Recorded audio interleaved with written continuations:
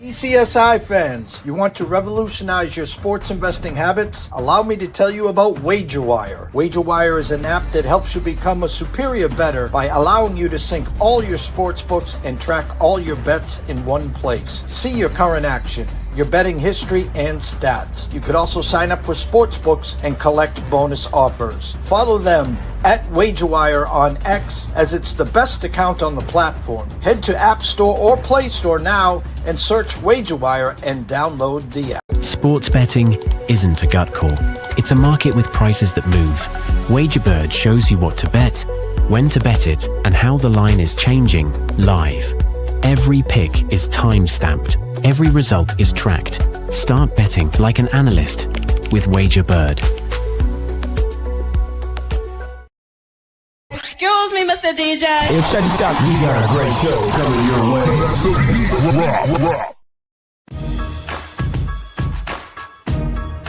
From the ECSI Sports Studios, it's the Midday Market Report with Jeff Dawson.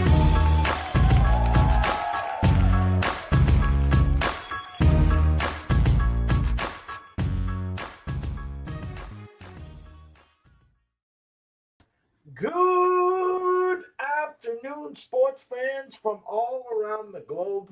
I am the co-host, Jeff Dawson, East Coast Sports Investors. Welcome to the Monday re-entry edition of the Midday Market Report, July 27, 2026, 75 degrees on Cape Cod. Scotty live from Tampa. Monday's a great day for us. Call them re-entry Monday. I got it from Felger and Maz. I talk about what happened over the weekend. Get you set for today's card and take a look into what's going on this week. A good week for the Sox. A good weekend for the Sox. A trade I can't wait to talk to about, Scotty, because Curtis Meade started with Tampa, so I know he's got a lot of thoughts there. And my headline I thought was kind of cute. Too early to evaluate Red Sox trade. Haters MEADE to sit down. The initial sticker shock. Oh my God, they're trading Connor early. What the hell are they thinking? And I got it all the way I want to present it to Scotty. So maybe like a 3-4 minute sermon, and I'll let him then follow up on it. So first and foremost, a shout out to our proud sponsors and partnerships. It's WagerWire. Head on over to Google Play, download the app. It is free. Travis, Zach, Guy, myself, Amber, Holly, Carol Bucks, Alan, Matthew. Who else do we got here? Jacob, Drew. The list is endless. Come on board. Download the app. Head on over to X at WagerWire. Join the community. And while you're there, head on over to wagerwire.com/marketplace. Take a look at all those tickets that are available. Me and Scotty talked about one on Friday, and boy, the Miz and that ticket looked great. The Miz has just been amazing. Just drop the mic and give him the Cy Young now. But anyways, wagerbird.com every Wednesday, 10:05. Blaine Davis, the CEO of WagerBird, brings us through the eyes of the New York Stock Exchange, former hedge broker. I call him the mad scientist, like Scotty. Just doesn't stop just adding and subtracting. He's got an amazing platform over there. Head on over to wagerbird.com. If you sign up today for a monthly subscription for the hot sheet, or whether to buy some points, gems, and birds, use the promo code WELCOME20. And if you need to, send an email at info@wagerbird.com. Ask for Blaine and tell him ECSI sent you. So without further ado, let's bring him in before my sermon, Mr. Scotty Webb. What's up, champ? Hey, I got a good one for you today. The Action Network posted a pick that they like today. They like the Braves over the Mets, but to follow this, you got to be a weatherman. I mean, think about that. We're betting baseball games, and we got to go check the humidity level at the game to be able to make sure we can bet it. Here's how it goes. The ROI in this game, Jeff, is system has generated a 15% return on investment so far, a 67 hit rate. So 12-16 or 12-6. Let's go. So we're backing this game for the Braves because the system focuses on confident road favorites playing early in conference series games. Well, that's got my attention, right? I kind of like that. And then it says often in the first or second matchup. Well, the second matchup's meaningless, so the first one's more important. And then it says the system backs teams with their Pythagorean win rate, suggesting sustained performance when the environmental conditions, specifically high humidity, favored disciplined road-tested clubs. What? And then it says these market conditions generally undervalued in these spots because it assumes travel and setting changes might disrupt rhythm, but in reality, these strong road teams thrive under pressure, especially against familiar foes. That's what it says.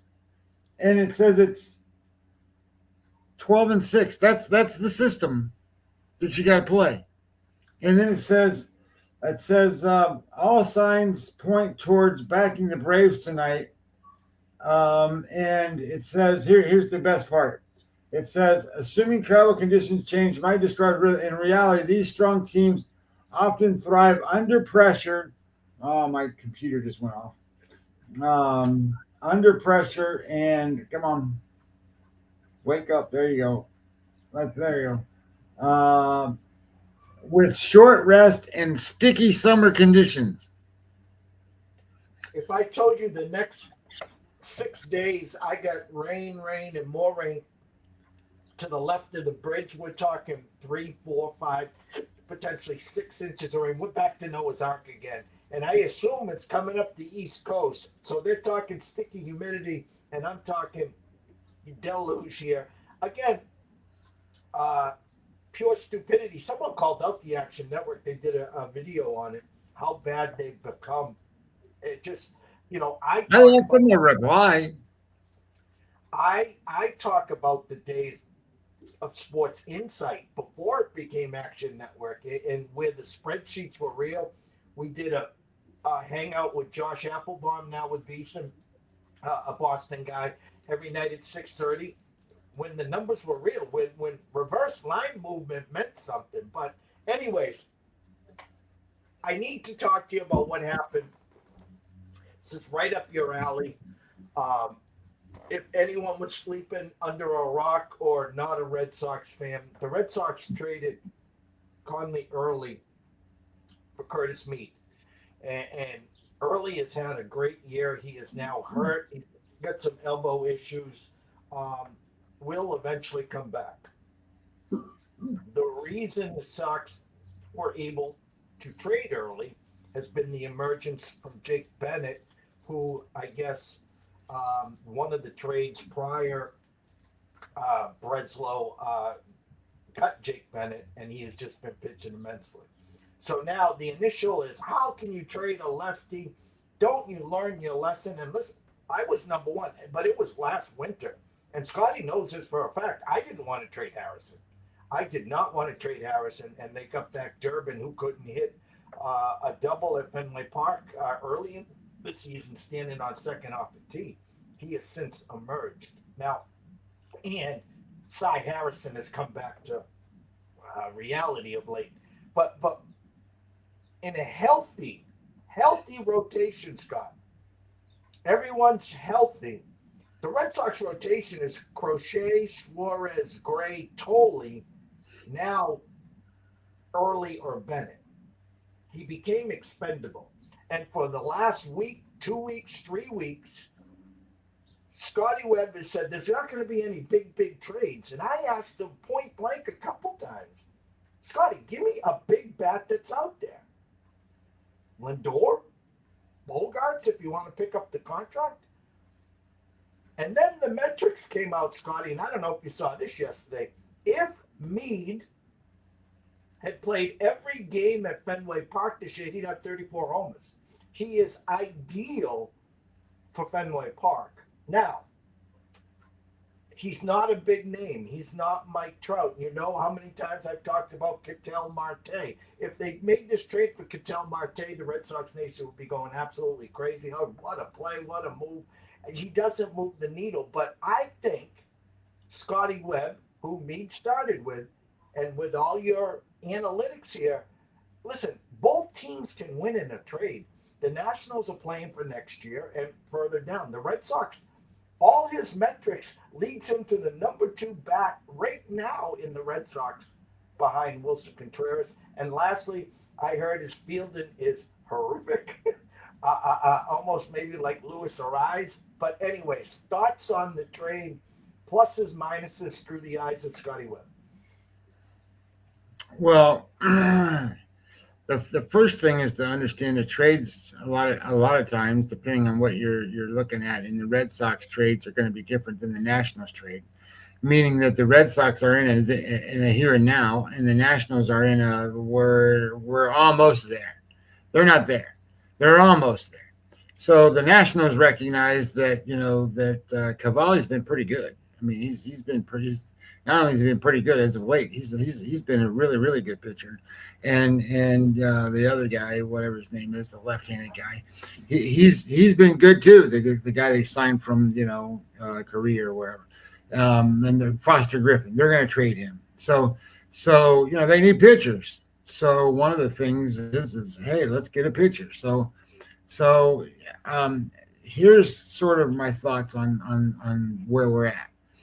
I don't mind what Boston did, because Boston, you and I, and probably me more than anybody, has been really beating the dead horse about the Boston Red Sox offense. We know they can pitch, and their bullpen's been really, really good, but you got to score runs. And Curtis Meade is not he's not a top 25 guy. He's not a 25. Not Warner Abrams. Let's just get that straight. It's correct. But he's a player that's going to make your offense better. Yeah, he made the Nationals better, and he will make the Red Sox better. Where they play him, what they do with him, how they merge. I think he's going to play second to third base. Second, I don't know what he's going to do. Second base. So he's going to play, and we'll see what he does. He's going to be better than what they had, at least offensively, and that's really what they need here and now. The next couple of seasons down the road, I think that he's going to be an also-ran. What I mean by that is he's always going to be a halfway decent hitter, but he's never going to be the guy that is C.J. Abrams. He's not that guy.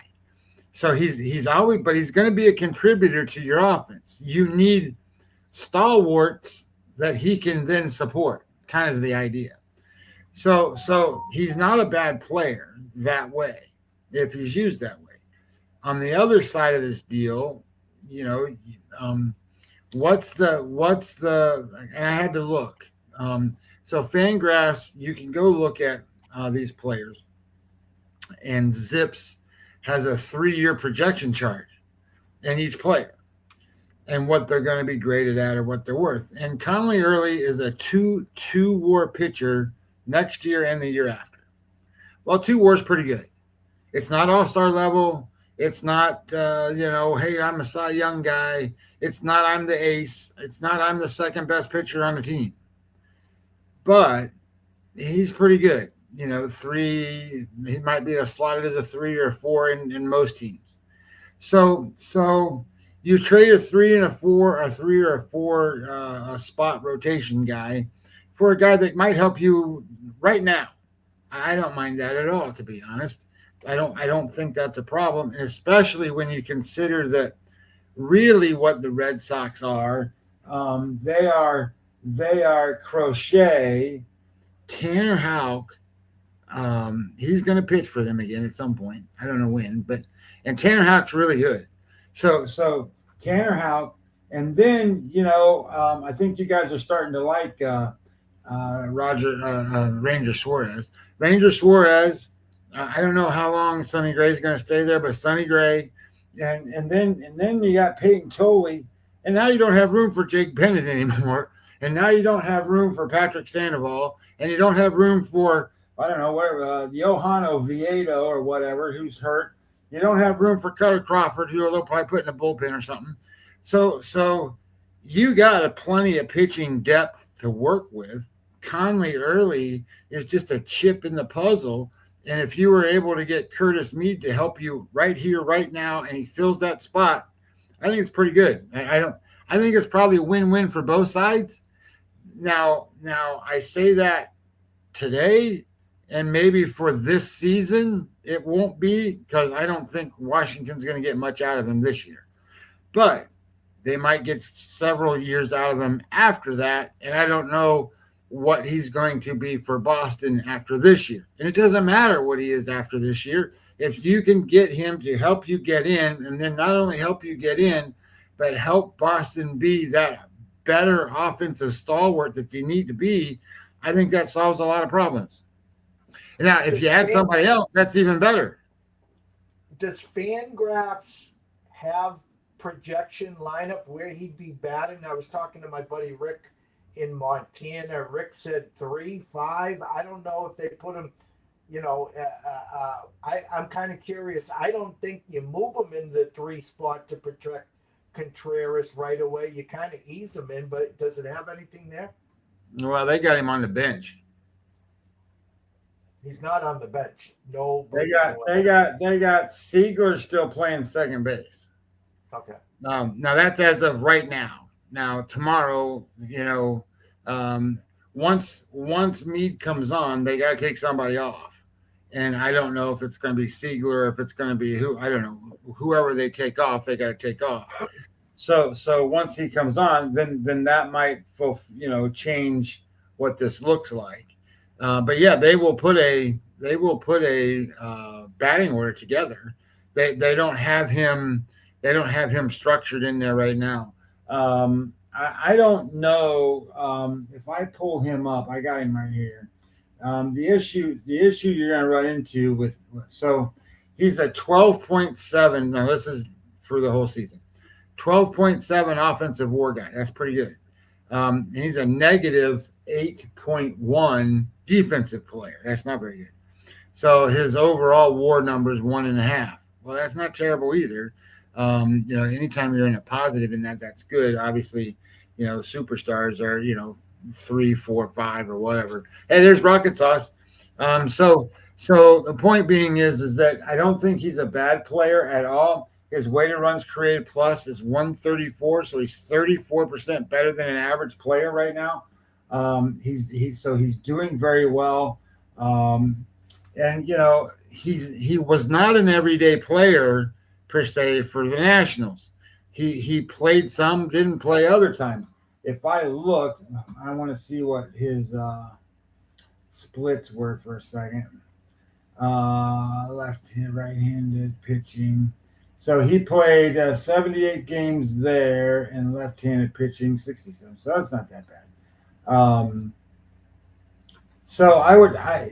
He played like all the time against lefties, and he played partially against righties.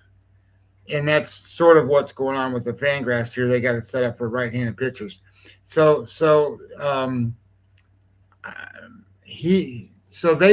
Nationals had somebody else, probably a left-handed guy, playing some against right-handed pitching. So Meade didn't play every time against right-handed pitching. His batting average, let's look at it this way.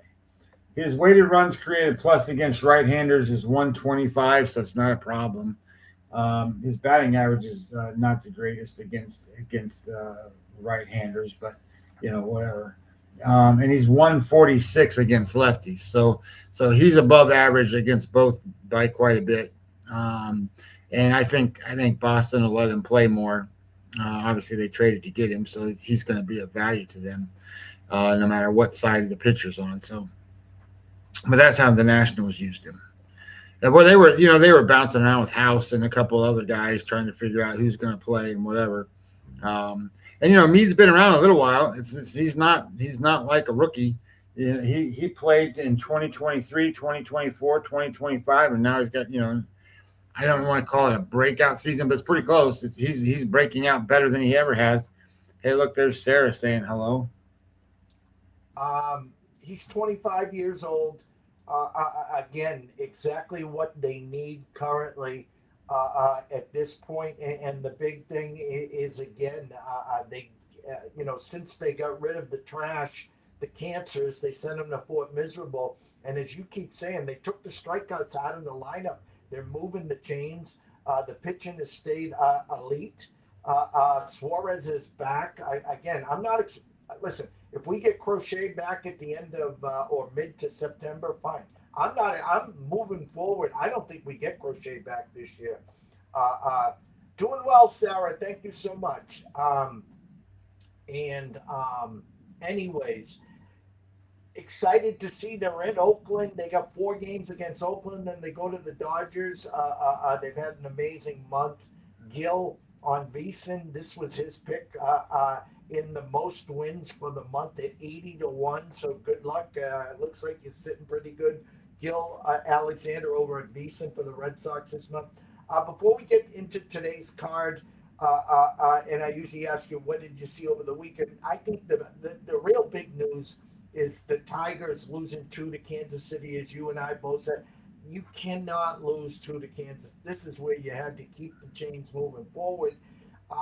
August 3rd is coming real soon, less than 10 days, actually, next week at this point.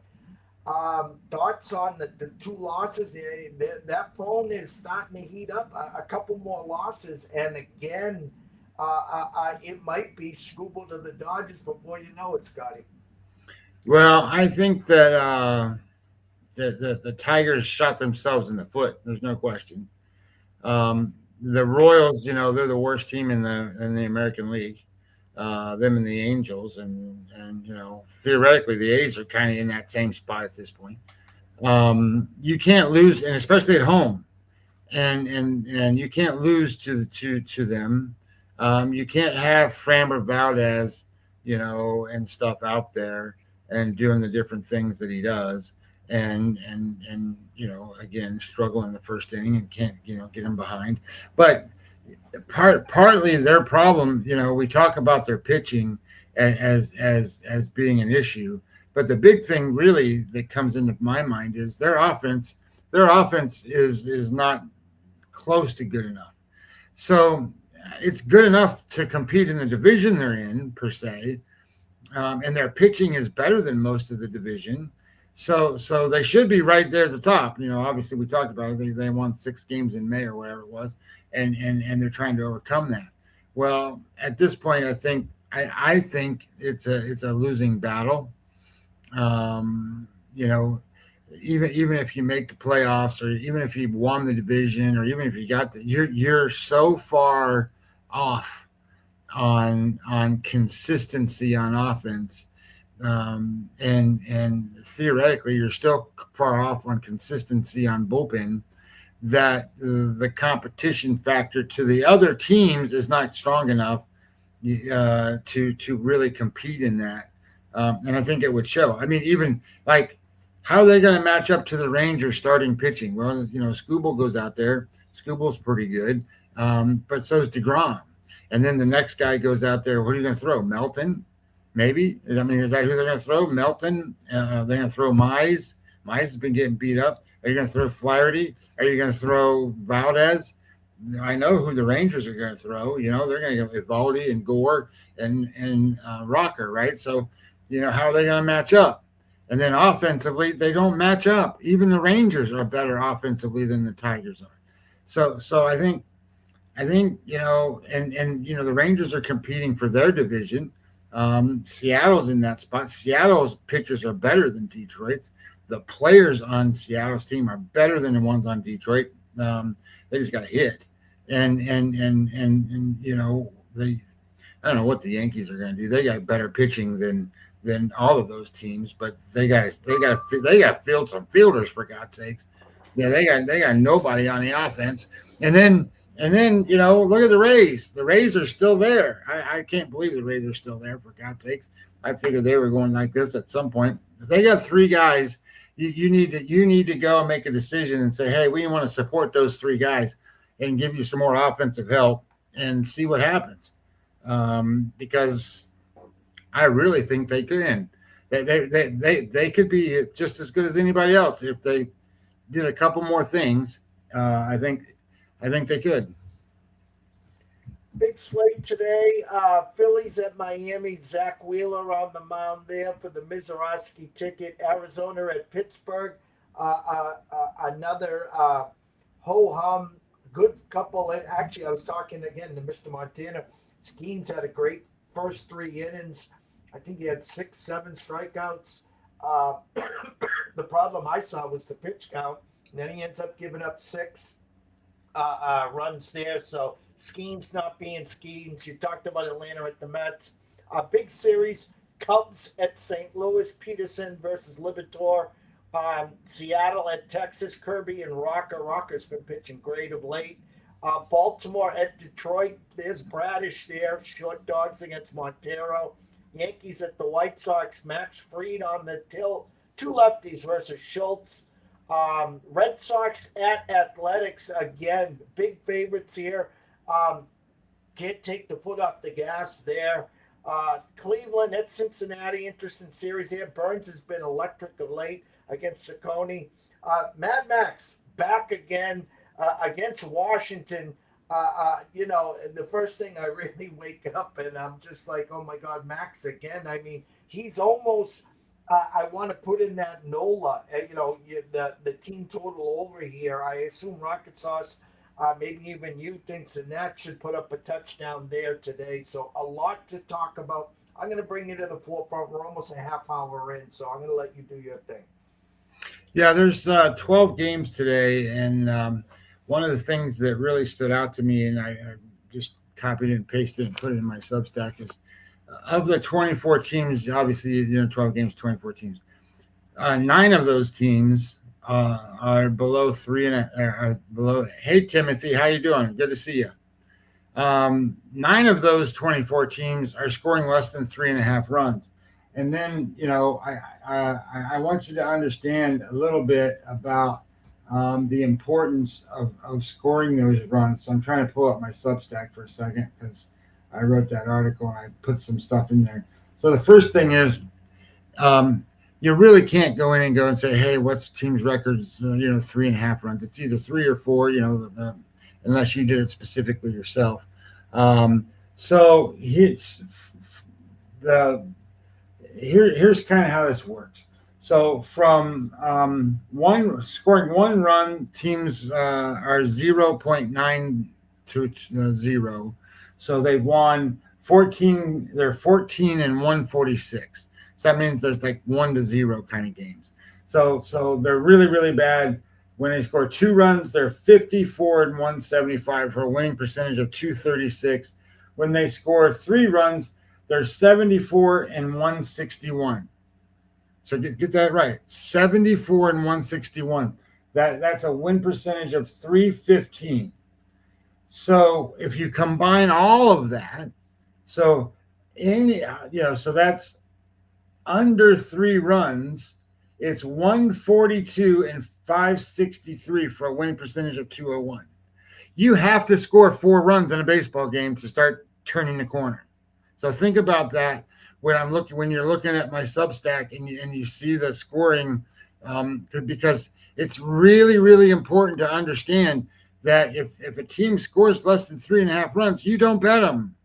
You just don't. So I don't care how good the pitcher is. I don't care. None of that. They win. What was it? The winning percentage is 201. That's not good enough. At 10 games, they win 20% of them. So don't do that. Okay, don't.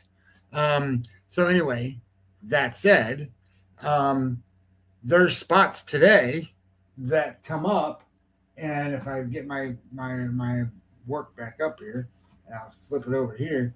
There are spots where you have good offenses against bad offenses. So that's kind of where you want to start. Good offenses against bad offenses. And then if you can stockpile a pitcher on top, if you can do this or you put it in a bullpen or whatever, you start that way.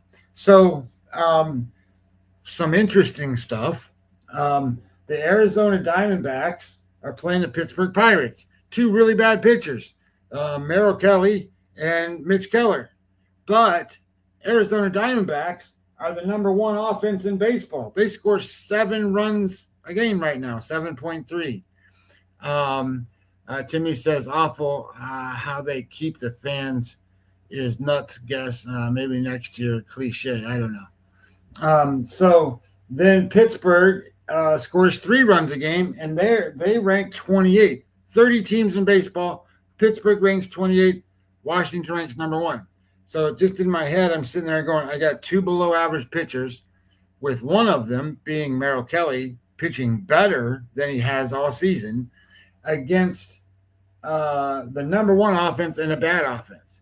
So I started thinking about Arizona, and then I go, no way. There's no way I'm going to bet Merrill Kelly. So if you do bet Merrill Kelly, I'm okay with it.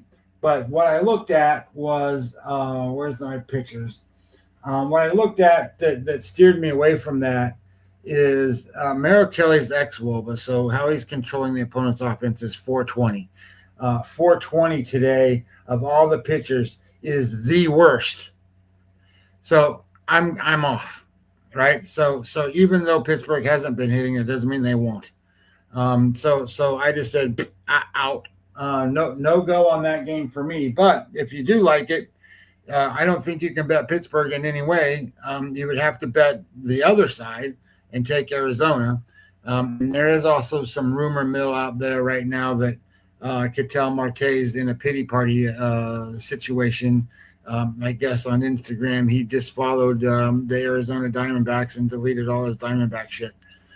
To me, that means nothing, but to to Gen Z people, that's probably their way of saying, I don't know, man. What am I supposed to say? I don't know. I'm old. I'm not into that stuff. So anyway, I think there's some issue there going on with whatever is going on with him.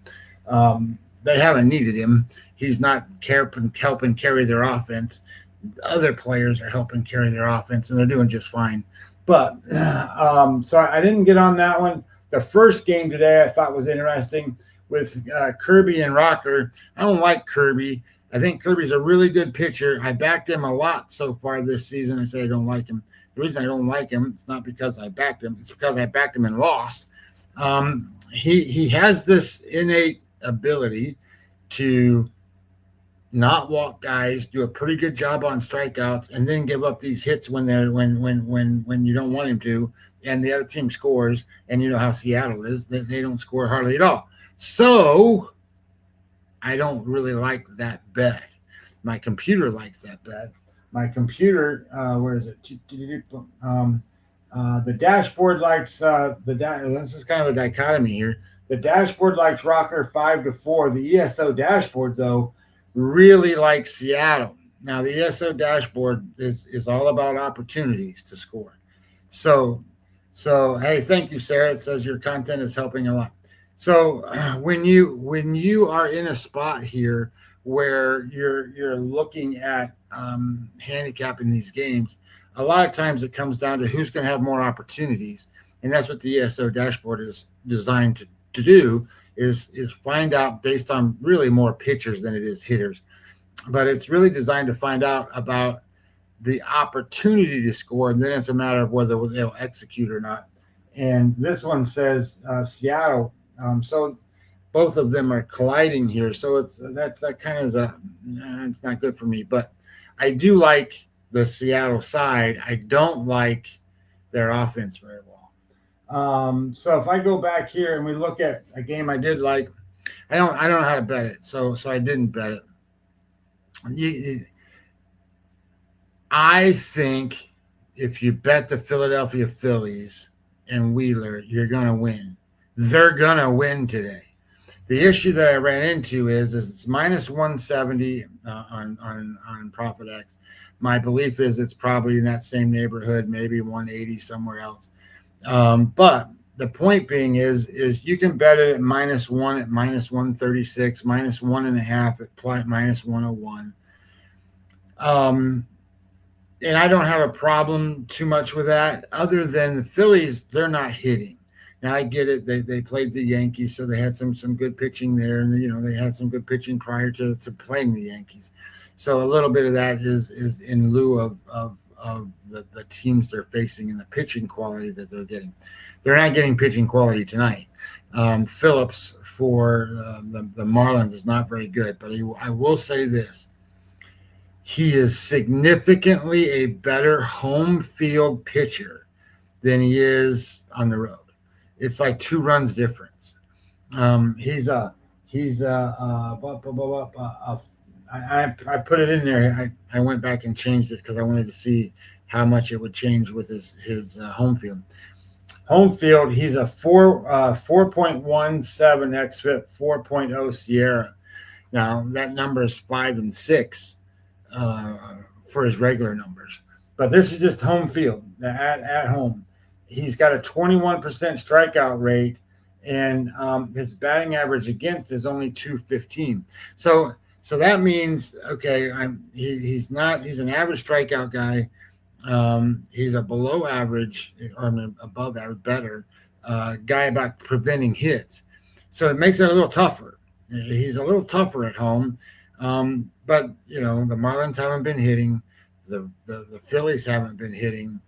But one thing I can say is Wheeler's been pitching, like unbelievably pitching. Wheeler's a 1.57 xFIP, 1.87 Sierra, so it's an unbelievable number. 178 run value score, which is lower than any of these pitchers, lower than any of all the pitchers, even Mizorowski. It's lower than that. So his strikeout rate, we talk about, Mizorowski being 40. Well, he's a 39.7 Wheeler. He's every bit of Mizorowski other than he doesn't throw 104 miles an hour. His walk rate, 3%. Home run rate is below 1. His whip rate, 0.88. Good luck, Marlins, who have lost 12 in a row, beating this. It's not going to happen. The question becomes how much do you want to pay? I decided that if I was going to bet the game, I was going to do it on the money line. And the reason I was going to do that is just because when you bet the Phillies, you really want three guys. Like I say with the Rays, you want 3 guys to be in the offensive above 1 list. And those 3 guys, I'm trying to get over there. Those 3 guys are Trey Turner, Harper, and Schwarber. You want those 3 guys in it. They're not in it. Right now, Turner is 1.9. Stott is 1.3. That's it. That's the entire list. There's no Schwarber. There's no Harper. There's no Bohm. There's no Realmuto. There's nobody else. And that's not enough. You need more there of substance to make sure that you're going to get the coverage necessary for 1, 2, 3, 4, 5 run wins. They beat the Yankees and they beat Warren yesterday. This pitcher is much less than Warren, but it's at home for them. That they're got the mindset, we got to win this. We don't want 13 losses, blah, blah, blah. They've tied the record for the Marlins of 12 losses. If they lose one more, that's the most they've ever lost in a row. So this is a big game for them, and it's a big game home pitcher, if you want to call it that.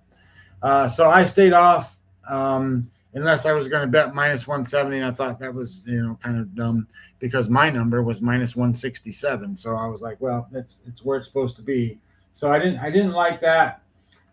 This Baltimore and Detroit game is interesting because when you look at the numbers, Montero's the better pitcher.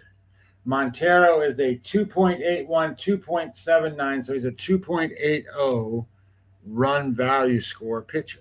That's really good. Anything under 3 is really good. And Bradish is a 4.72. So there's almost a 2-run advantage for the Detroit Tigers tonight. Almost. But clarify that. I've been trying to show everybody how to do that. Clarifying that evens that out a little bit because you got to remember what's in those numbers. Walks and strikeouts and home runs. Well, that's where Bradish has been failing and Montero has been doing well. So Bradish is a 16.7 strikeout guy, 9% walk guy. those are 25% worst in baseball. And Montero is a 25% strikeout guy and a 5% walk guy, best in baseball. So that's why those numbers look the way they do. But if you go look at actual, hey, this is what the batting average is, the whip rate is, this is what the hard hit rate is, this is what ground ball rate is, all that stuff, that starts to go, hey, Bradish doesn't give up hits. His batting average is 140. His guys on base is 0.86 whip rate. His ground ball rate's 51%. His BABIP's 159. So he's difficult. He's hard.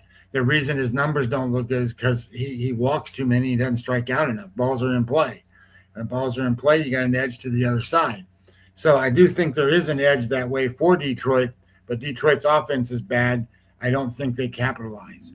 And then on the other side, Montero is good enough to hold Baltimore. I think this is probably a better under situation. And I looked at that. The number was 8.5. My number says 8. I don't think there's enough value there, so I just left it alone.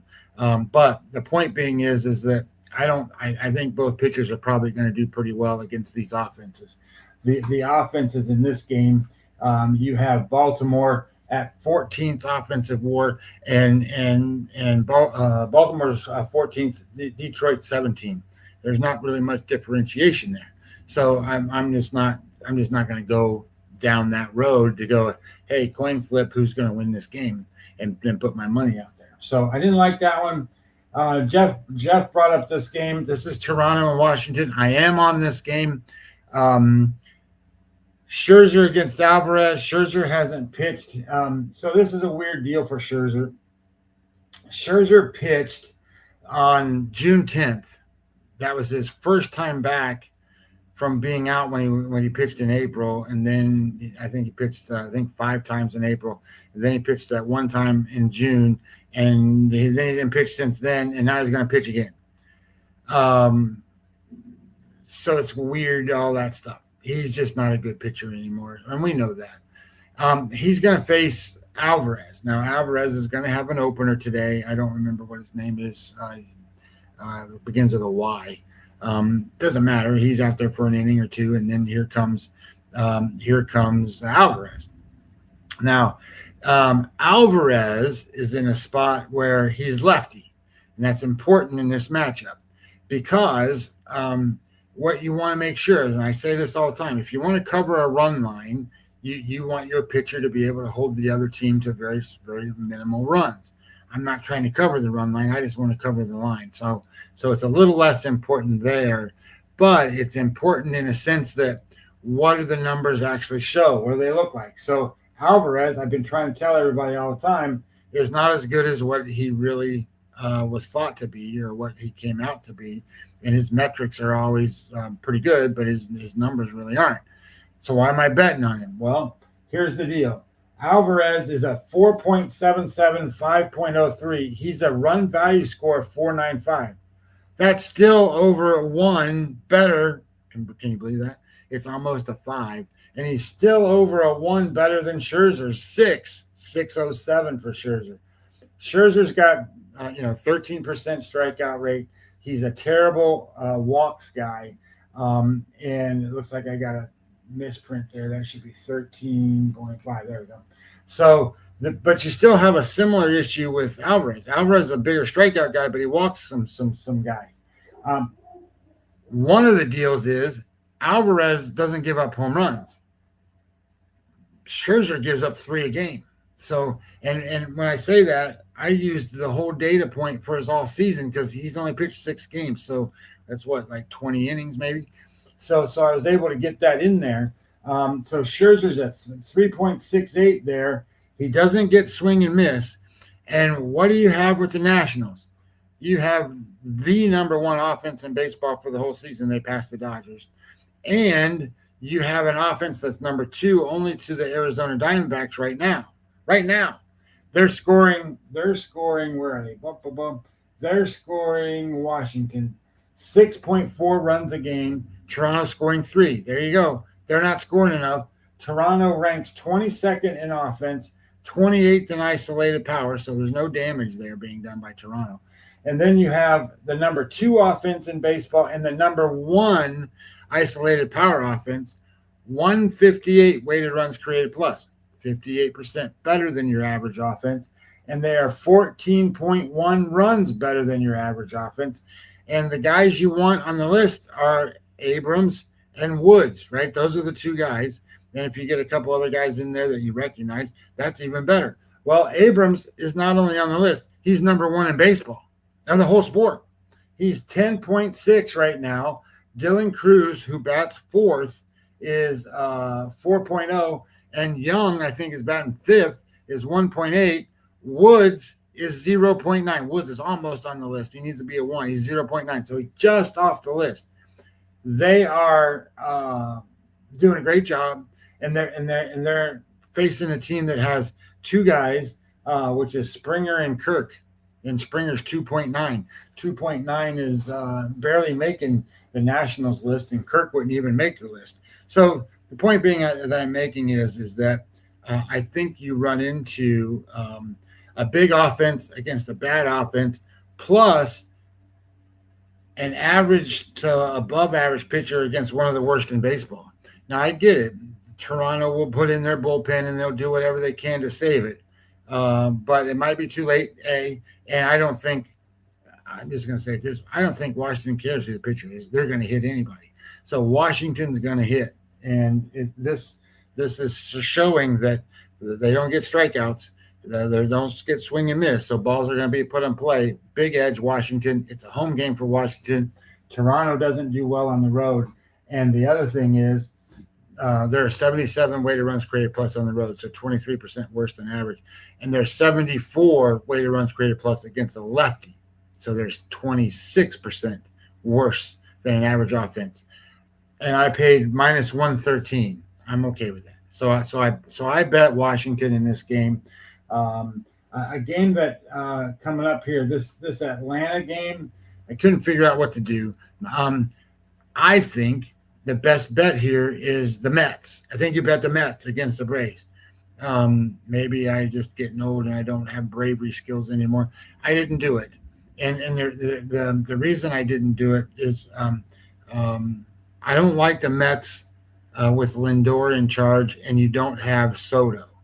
And Soto's out now. I don't know if he's out for the season, but he's out for a little while.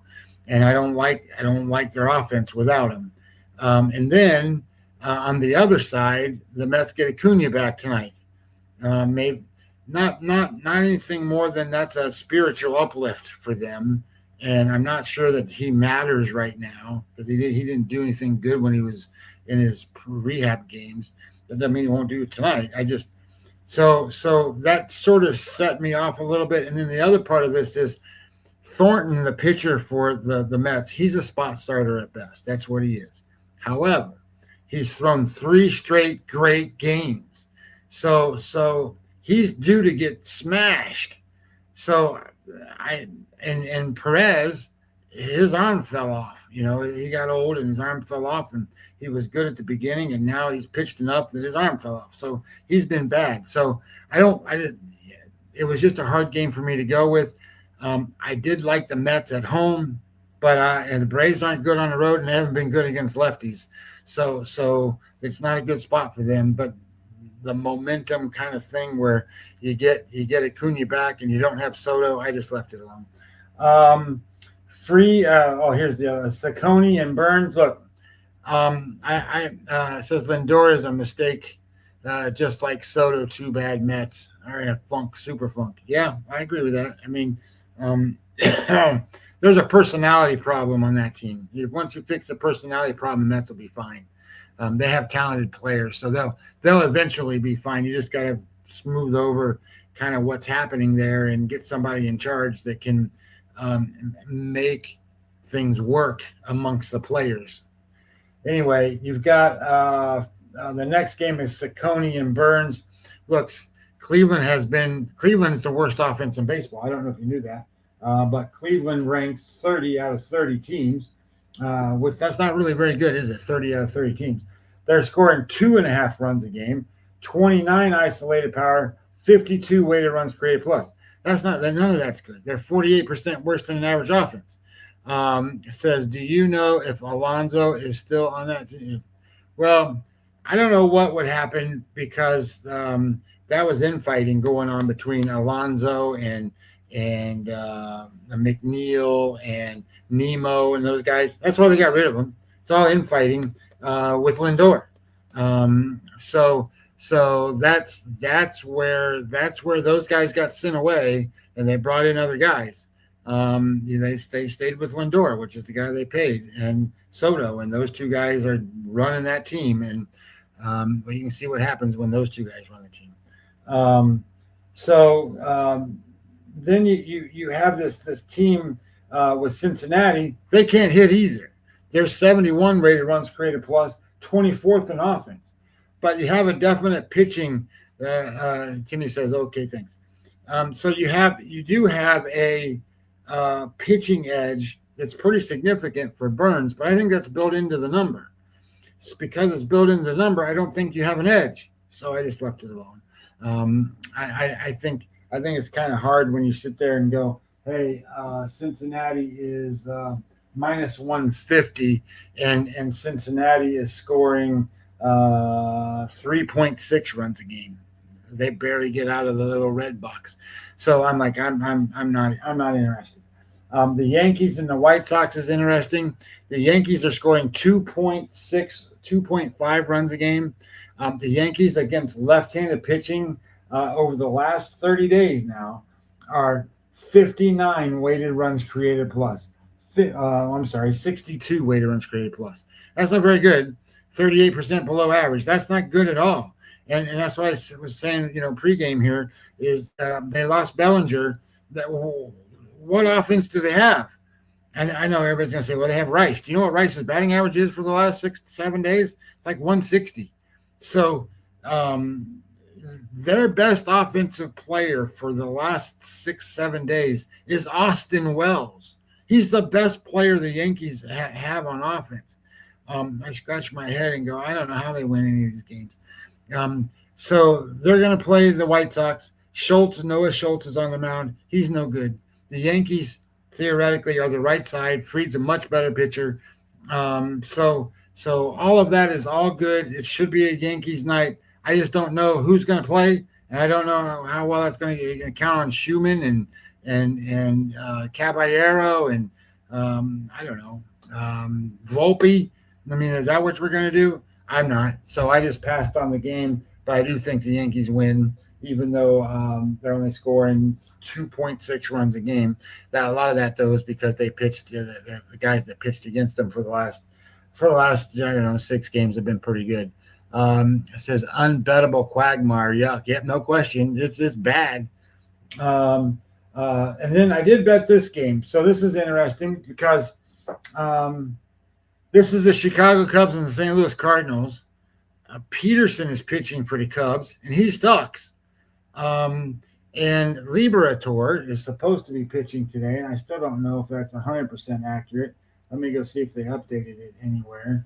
That's not what I wanted to do. I wanted to go here, there, and St. Louis. They still says to be determined on this page, but it's supposed to be Liberator. So I did it as Liberator. So Liberator is their opening day number one pitcher. Now he's turned not necessarily to be the best pitcher they have. He's had good starts, but it's against the Cubs. The Cubs are, and this is where offense dominates. Jeff says yes, Liberator. Look, there we go. So we have 6.6 runs a game versus 3.3 runs a game. You have the Cubs at the number 5 offense in baseball, and the St. Louis Cardinals 29 out of 30. That's not very good. And then they are 30 out of 30 on isolated power, so they're not doing any damage. So that helps the Peterson problem. Peterson being not the best pitcher in the world, that helps that they're bad on offense and they're not doing damage. That helps. So they are 10 runs worse than an average offense is St. Louis. But here's what really got me. I chart this out by offensive WAR players, over 1 and under 1. Over 1 offensive WAR, they got one guy and that's Alec Burleson. He's batting 400, and he's doing everything he can to help him win. Problem is, and I haven't seen this much all season. They have, I'm going to put up this many, but then I got to add my other hand. They have 8 guys that are -1 WAR or more. So they are -7. So what it means is you have one guy trying to win and 8 guys trying to lose. I know that's simplistic, but the results of those guys, let's pull it up this way, and maybe you'll understand a little more what I'm saying. So let's go to teams. Let's go to last 7 days, and we're going to go to players. Cardinals, and let's go to 10 at-bats, so we sort it through. Okay, so let's go this way. Boom. All right, so you know what weighted runs created plus is, right? So it's graded on a 100 scale. Burleson's 167, 67% better than an average player. That's good. He's the only guy. So everybody else, okay, the next highest best player is Ivan Herrera at 68. So he's 32% worse. And then you have 54, 39, 33, 9, 36, 12, 29, 13. My God, it's making me have a heart attack. Those guys are batting average is 414 for Burleson. I know because I looked. But 208 for Herrera, 214 for Church, 100 for Fermin. Jimmy Cooks is 167. Jordan Walker, 214. 115 for Weatherholt. Newt Bar, 150. Mason Wynn, 167. Blaze, 167. How are you going to score runs, and how are you going to win? Especially against a team that can score runs. So I bet the Cubs. I bet the Cubs. I got -112. I'm pretty happy with that. I think they have enough offense that they're going to overcome their bad pitcher, and I think they win the game. I don't think that there's a whole lot of, hey, let's go bet on St. Louis because they're at home. Well, at home, in the last 30 days, their weighted runs created plus is 60. They're 40% worse than an average team at home. That's not good.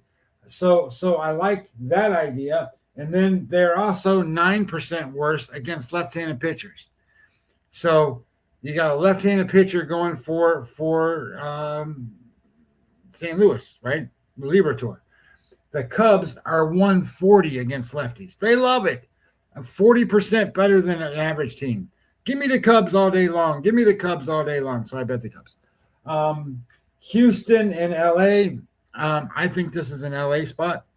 I didn't bet it because I don't trust their offense. I trust Houston's offense better, but Houston's 3 guys. It's Alvarez, it's Paredes, and it's Walker. But it's not Walker anymore. It's Pena, and they got 2 of them on the list. So I was like, I'm staying away. I don't like Amai at all. So I couldn't figure out which way to go. I do think that Urania is better. I think he's proven that he's pretty good. He throws 100 miles an hour. So I think he's pretty good.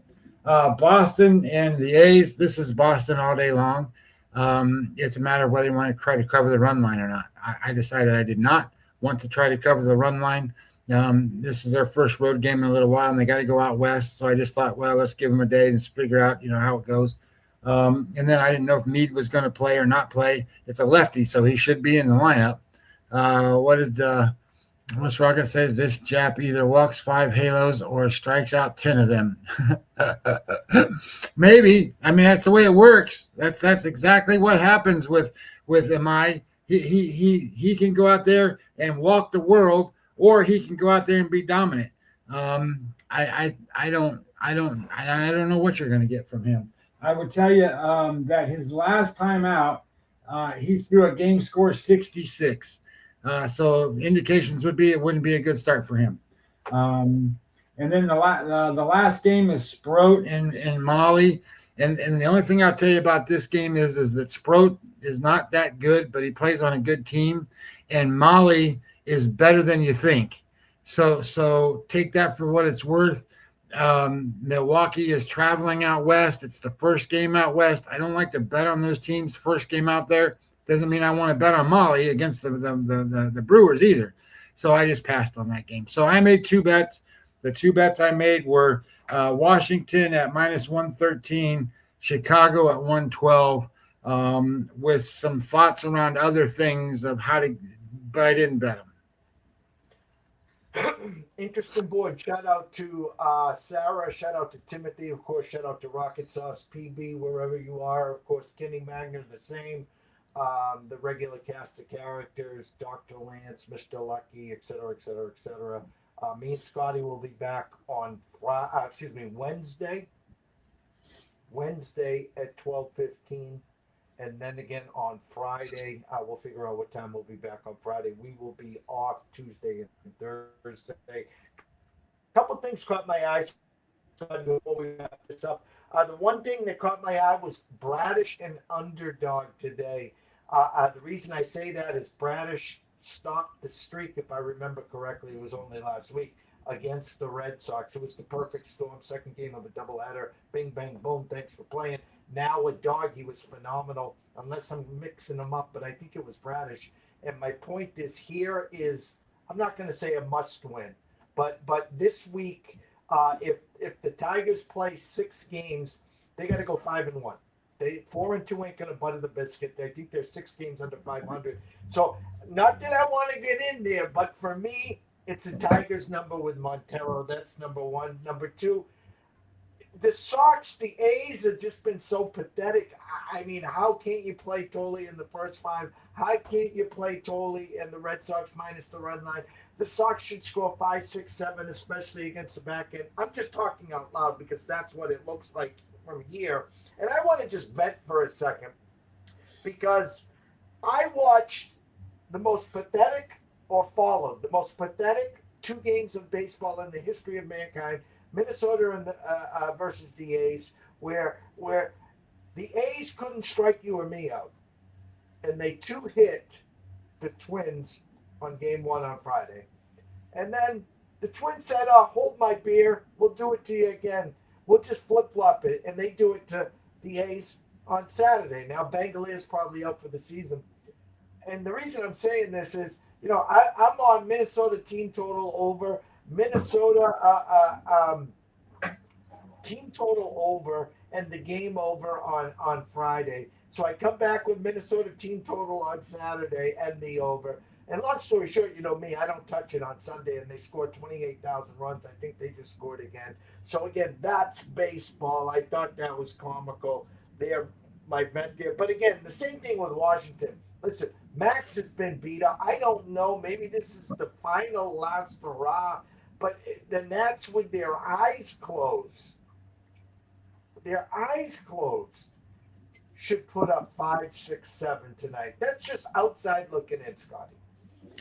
Yeah, I have a different thought around this time of year in baseball, and one of those thoughts is teams that are in the run and teams that aren't, and the predictability of those teams becomes less and less, or more and more. So meaning that, if you're a team that's, in the hunt and you're trying to win, you're pretty predictable on, hey, you're going to give your best effort. Teams that are not in the hunt, it's hit or miss with those teams. Now they're unpredictable. That doesn't mean they're not going to play good, and it doesn't mean that they're going to play bad every time. But what it does mean is, like you were talking about with the Minnesota Twins, who are kind of in the hunt right now. And I saw a report that says, "Hey, we're not selling. We're 1 game out of the playoffs. We're gonna go in a little." So, maybe that's a different kind of way to think about it. But in my mind, when I look at teams like these 2 teams that are playing, I look at it and I go, man, I may like a certain thing. How can I be safe around these bets? Because the A's, man, they lost 13 in a row, and they still aren't hitting. They still can't pitch. They still can't do all the stuff. Langoliers is hurt. Kurtz isn't playing. So, what are they? I mean, they're a team that's they're next year's team. They don't care whether they win or whether they lose, to be honest. They're going to go out and give it their best chance. They're professional baseball players. So I try to be real careful on those spots, just because I think that it becomes an issue.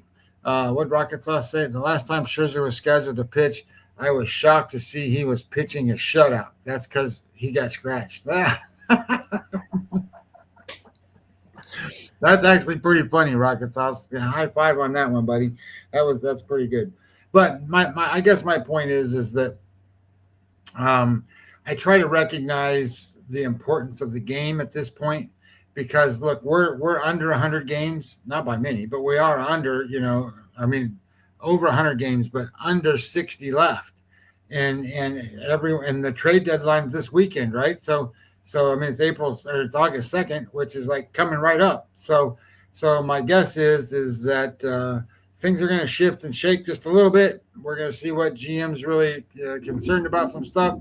I saw, I think it was the White Sox made a deal, Jeff, and they got Urquidy from the Pirates. I think you're going to see a lot of that stupid stuff. That's what you're going to see. So everybody out here going, hey, we want to see all this great stuff. I told you before. I look. I don't think these big name guys are moving anywhere. And if Scooble moves, I'm just telling you right now, if Scooble moves, he's a Dodger. That's what's going to happen. Anyway, that's my thought. Again, guys, tomorrow morning, I think 10:30, myself and Andrew will be on this channel talking CFL, talking MLB. I got my book. Scotty got his pick six, and yeah, amazing work. I'm again, hats off to Brett. Hats off to everyone that watched. We had a great show that day. Had a couple cuts. One of the cuts on TikTok hit over 15,000 views. It's comical. Talk college football. So I was like, Mama Martin, SEC, Mama Martin, and it was crazy there. But again, me and Scotty will be back Wednesday and Friday. And then Saturday is August 1st, guys. So we're going to put together the August schedule where me and Scotty will be still doing our baseball, but we'll also me and Scotty start to do some work together on college football, NFL, get everyone ready because week 0, August 29th, I think, there. Mr. Populus, the rich get richer, the Dodgers, great show, guys.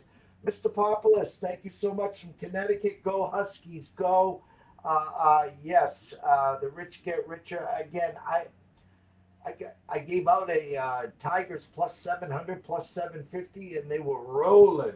And now they kind of hit the bump. So I think this week will tell it all again. And as you said, though, Scotty, and I'll close with this. We can go back in history. The best teams, the highest payroll, don't always win the World Series. It's now get into the dance. Who is hot? And who starts cooking with Crisco? I mean, we've seen the Marlins and Josh Beckett do it. We've seen the Nationals do it. We've seen the Phillies do it. Hey, listen, will it be good for baseball if the Dodgers and the Yankees are in the World Series and the Dodgers win 3 in a row, drop the mic, and then there's a standoff with the owners versus the players, and we start the season on Memorial Day with a salary cap? I don't know. I think right now my under-over for baseball next year is if I get 100 games in the baseball season, if I could sign up for 101 games today for the 2027 season, I'd take it. Because I think this is going to get ugly. I don't know anything, but I do know this. On December 5th, the lights are going off. The locks are going to be locked up. But I don't care. All the schedules are out, and you can go get your season tickets, your home day openers, and blah, blah, blah, blah, blah. I'm not counting on that. We got a season to go here. The Red Sox are back in the mix. Craig, you saved your job, Mr. Breslow. I like the move. Rumor has it, Scott, and you want to talk about a sheet to get him.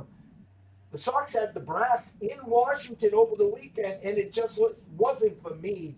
They're hot and horny for C.J. Abrams. They want a shortstop, and I'm telling you right now, the price of poker is going up in the next 8 to 9 days, Scotty. Well, you're going to end up, I think most analysts are out there saying, hey, they overpaid to get seats to get MEADE, and that may be true. It may not be true. Early's had some elbow trouble and some different things. You never know what's going to happen with a pitcher that's had elbow trouble. So who knows where it's going to end up or how it's going to go. I'm sure that Washington did their due diligence on what that looks like for them and what the risk was for them. I think they're both areas of strength, right? They gave up an infielder. They got plenty of infielders, so here, have one. And, the Red Sox said, hey, we got pitchers. Here, have one. So in my mind, it all works out fine. I don't have any issues with either side, none. So I think that works out. Now, that may not be the case as you move forward in the cost of doing business if you want to do this business, because these guys are going to they're going to hold them hostage to get what they want. And if they give it, then they do. If they don't, then they won't. So that's where the problem comes into, is to sure, all these guys are available at a price. And then you sit there and you go, well, I don't know how all that's going to happen and where it's all going to go and how all those things are going to play. But the point being is, I think that as these trades progress, if all the teams could satisfy the needs the way these two teams did, that would be perfect world for everybody. You're still going to have everybody complain, but that's just the way it goes. Daddy, is this true, Rocket Sauce Red, that the Phillies got Sanchez from Tampa for me? I don't remember exactly what the deal was, but I can look real fast and go here, and let's go here, and where 2019. is that is not what I was looking to do. That's it's funny now when you pull up Curtis Meade. He's got a red stripe and a White Sox uniform on. He doesn't look quite right. And he wasn't a White Sox anyway. He was a National. So he's got Red Sox lineage and then all the other stuff. That's not. Here's what I want. That's the right thing. So let's go find. Let's go. Find, so 20. Let's see. His original signing information was with the Phillies, and that was 2018. And then let's go find. That just doesn't do it for me. I'm on Roster Resource trying to break it down that way. So I might have to do it a different way. So let's do it this way.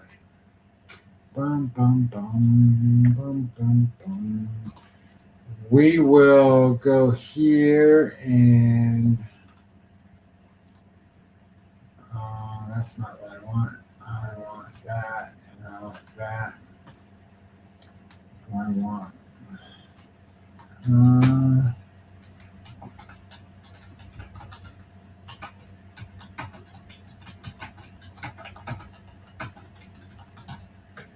Here we go. I should be able to get it for you in moments. Well, I got it here. I'll let you get yours, but right here, the Philadelphia Phillies acquired left-hander Christopher Sanchez from the Rays on November 20th, 2019, in exchange for minor leaguer infielder Curtis Meade. Yeah, that was the Phillies on 2019, and then on 2025, the Rays traded him to looks like the White Sox for Adrian Hauser. Then the White Sox traded him to the Nationals for a catching prospect, Boston Smith, and now the Nationals traded him to the Red Sox for Conley Early. So he's been traded 4 times maybe already, maybe 5 times. We're happy. We'll see what happens. Thank you again, Mr. Rocket Sauce. Thank you, Richard Popoulos. Thank you, Timothy. Thank you, Sarah, and PB, and everyone else out there. Guys, have a blessed day. See you in the morning. Me and Scotty back again, 12:30 on Wednesday, and we'll figure out sometime late Friday afternoon. So for myself, Jeff Dawson, at EC Sports Investor, one and only Scotty Webb at Webby20 MLB, we wish everyone a blessed day. Enjoy yourself. New week. last week of July. Stay strong. Thank you again, Rocket Sauce, and stay tuned.